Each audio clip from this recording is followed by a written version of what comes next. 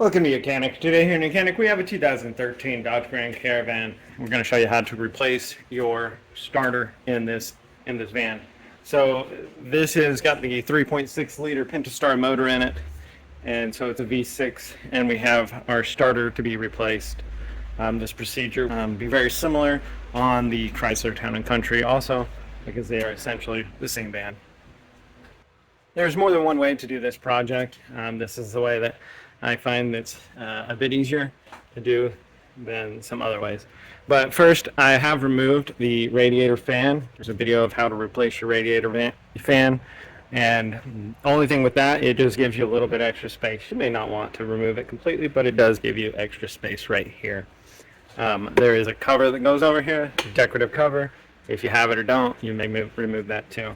Right down in here is a part of a torque mount, motor mount, that is holding right there, and that is what we need to remove to also get to the starter itself. So we have 3 bolts on this motor mount. One, you see the O2 sensor from the lower side right down below there, so just use a socket with an extension and you can get it out here. And then this one's fairly easy, and the other one down from the bottom. And then we'll take out 2 bolts on the bottom of this torque mount, the lower motor mount. And then once we can move that out of the way, then we have access to remove the 2 bolts for the starter. You'll need to remove this motor mount to be able to get the starter bolts out and have access to replace that starter. So while I'm up here, we're going to undo the top 2. Also, one thing, you're going to want to make sure that you have supported this vehicle, jacked it up, supported on jack stands, so that you can crawl under the bottom. If you have a plastic splash shield or any type of splash shield on the bottom, you'll need to remove that to gain access to the lower portion. So with our size 16 millimeter and an extension, you're going to be able to go down in here.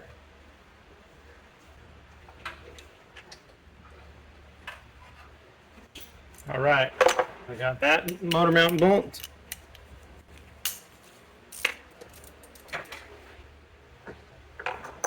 Right. And one thing also you want to do, because we are replacing the starter, we're getting around the electrical components, where we got the positive that goes to the starter. We don't want to short that out to the vehicle.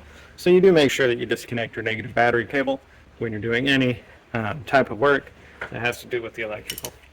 So now we can go down from below, and again with our vehicle supported, we can go down from below and remove the bottom, the 1 more bolt on this bracket for the motor mount, and then the 2 bolts that hold on to that cross member. All right, so you're going to see down here under, once you've removed, if you have your plastic safety shield, you're going to see this crossbar that goes from the front of the vehicle to that subframe. You can remove this if you want, or just loosen this bolt here. There's 4 bolts on the back, and then these 2 bolts that go into that, into the torque mount. Motor mount portion, which is a rubber bushing there. And what this does, this whole motor mount and torque mount, is so that when you give the gas, it makes it so the engine doesn't move as much to keep the torque under control. So instead of removing this whole crossbar, if we just remove these 2 bolts and then this bolt here, we'll be able to just remove all this whole unit as one. If not, you can also remove this bolt here. That's the size 15. Everything else is size 16, but that's size 15 for this long bolt that goes all the way through there. So I'm going to proceed to remove this bolt here, and then we'll do those 2.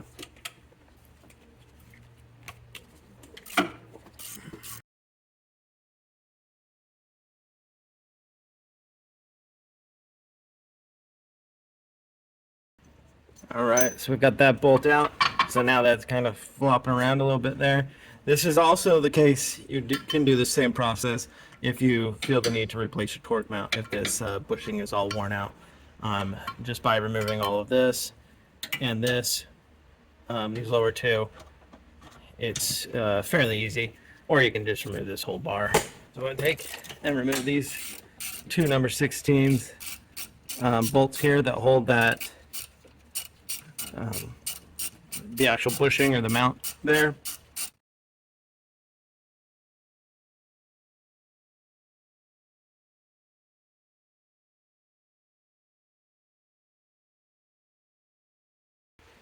All right, with those two bolts removed, now we'll be able to just kind of raise this up, shift it out, and then be able to maneuver it out.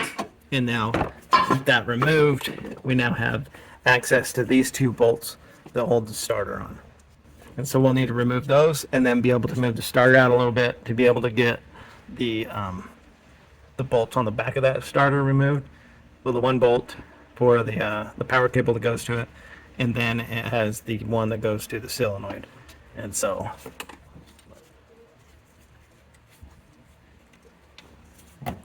it's a size 15.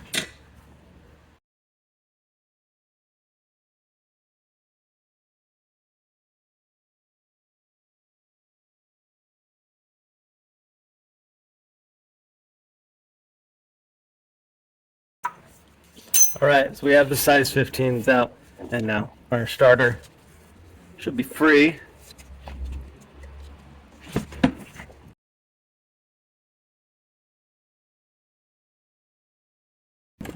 So, get a little bit of pry bar action here.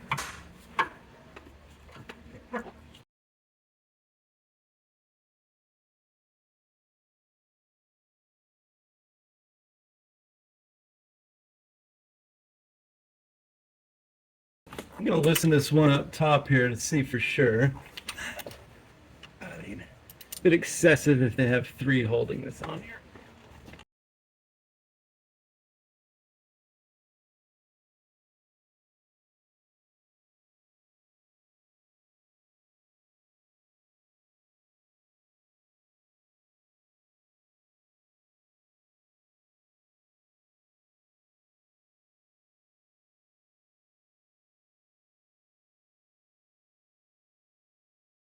Okay, so a little bit of moving it side to side and some pry bar action. We were able to get the starter to come free. What was holding it was this the little guide pin with the corrosion that was in there. So you only need to remove these 2 bolts. That top one is not holding it in. You just needed some more. So now you also want to try to free these cables up a little bit to give you the access that you're going to need. And so we need to kind of push the starter backward and then be able to maneuver it forward out this way.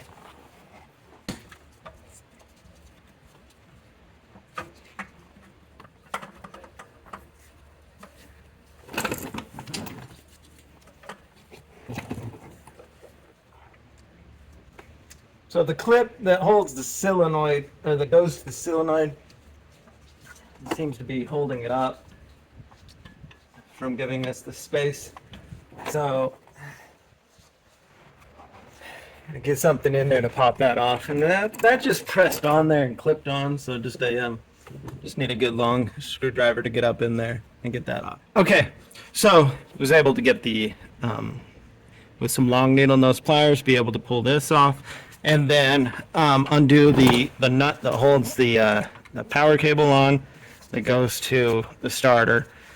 That was the size 13. You're going to want a good flex head wrench or whatnot to get in there. It's tight quarters.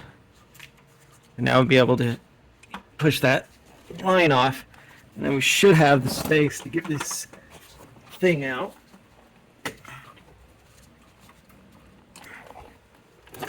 All right, got the electric line out. Should hopefully have enough space that now we can push it back into that cavity there and then be able to pull our starter out down through the hole here. And so that's the removal of our starter on our 2013 Dodge Grand Caravan. Also be very similar on a Chrysler Town Country. The starter, we're now going to go over the process to be able to put your starter in and to reinstall. So we have our electric lines that go to your starter, which are up here and not. And so we have the small one here, that's for your solenoid, and then that one there. And we had to remove this before we could get the whole thing to move out. It wouldn't give us enough space to push it into that cavity. So we'll need to do the same thing on putting it back in. We'll have to put the starter in, get the space to be able to pop this on, and tighten it up. And then it's pretty tight quarters back in there. Installed. Unless you want to go through the process of removing the Cadillac converter, which we don't need to. So we have our starter, and so to get it up in there, this is the orientation of when it came out, and so we want to press it up and in there in the same way. It gives us that enough of a cavity to get it in there. Then we have that little guide pin to line up where it goes.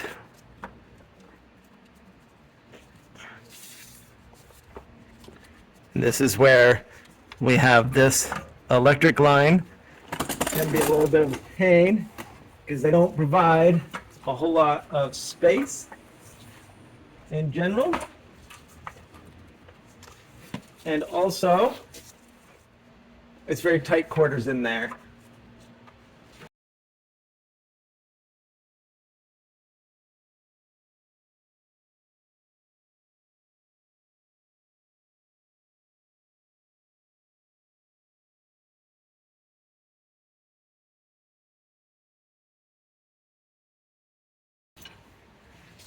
All right. Starter bolts. Just going to get them started in there a bit to hold our starter in place.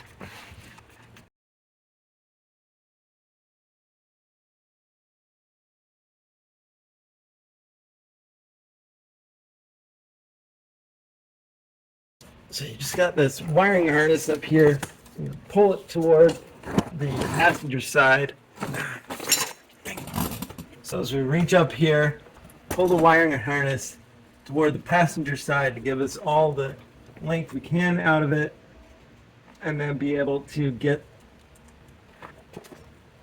the positive power line over the bolt. There we go. Now got our size 13 millimeter nut to get on there.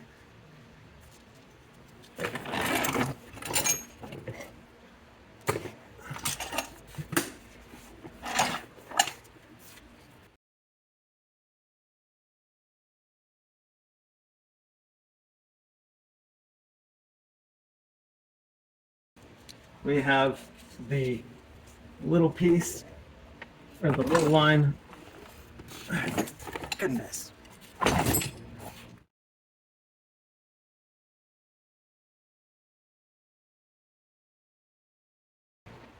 To attach to the solenoid.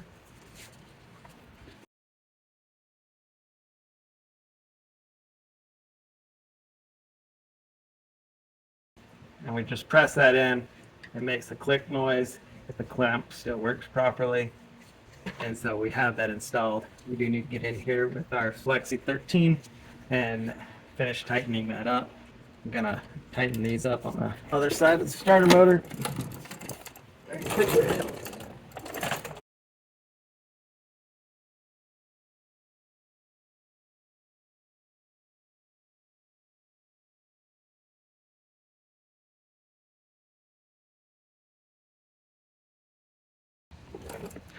So we have the two for the starter motor.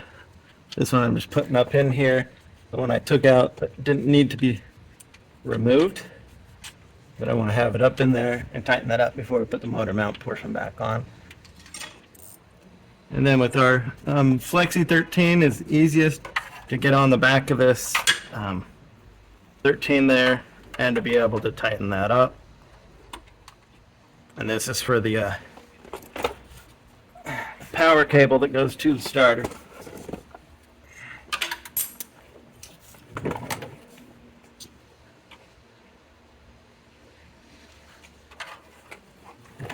Okay, so